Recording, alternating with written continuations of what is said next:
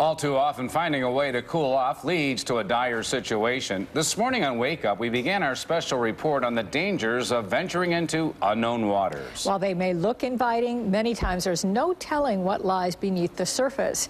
News 4's George Rickard is live now from Squaw Island in Buffalo, George, where we have lost a young life this summer.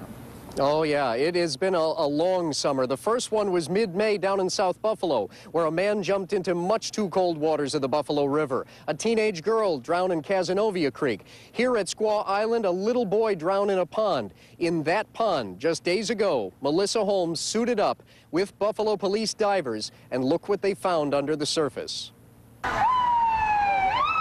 They think they're invincible. These frightening images of recent drownings at the two ponds on Buffalo's Squaw Island and these new no swimming signs posted aren't enough to stop kids from taking a cool dip on a hot summer's day. They're here being unsupervised. They don't have the swimming skills. They get into trouble. Lieutenant Mark Mahalik, commander of the Buffalo Police Underwater Recovery Team, says he sees kids fall victim to the dangerous waters all too often. We were invited to dive with the unit as they trained, and we were there as they discovered for the first time a spring feeding in water 30 degrees colder than the surface temperature. All right, I'm getting totally geared up now, getting ready to go into the water, which is a luxury that the kids don't have. They don't have these suits. I had the option of going with the wetsuit, which allows water to seep through, or the dry suit, which will keep me completely warm and no water gets in there. And since we now found out that the water goes to 45 degrees in spots, we definitely went with the dry suit. From head to toe, I'm protected from anything that lies beneath the surface. And it's a good thing when I saw all the debris the URT started pulling up. What do you got, Dan? Shopping cart? Not just a shopping cart, but also a sharp bike frame, a patio umbrella, and also a whole child's bike. Invisible and easily tangling up unassuming swimmers. And it'd be tough to free themselves unless they're such a skilled swimmer and can keep their minds about them that they'd be able to free themselves. They probably can't. I found another hidden danger as soon as I stepped in, a sudden slope near the water's edge. Easily standing here.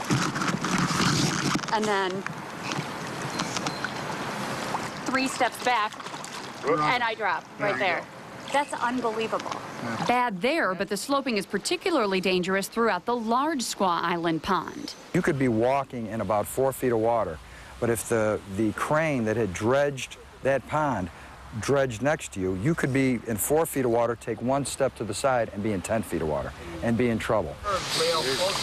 And then we went below the surface. The cold set in, even in the suit, and the URT's camera became useless when the silt kicked up. Visibility near zero. I mean, I had no idea whether it was going up or down, and it was so cold. I could only see, I saw your okay sign right in front of my face, and that was it. Okay, that was good. You couldn't even tell which one it was. That was you? Wow. Frightening lessons learned. Too late for some swimmers. But now that others know what's beneath the surface, the hope is they'll think twice before jumping in. Melissa.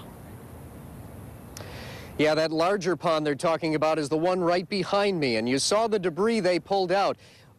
I was here for a drowning last year where the divers told me that victim last year, his body was actually caught on a shopping cart under this water. It may not have caused his drowning, but it certainly affected how long it took for them to recover his body.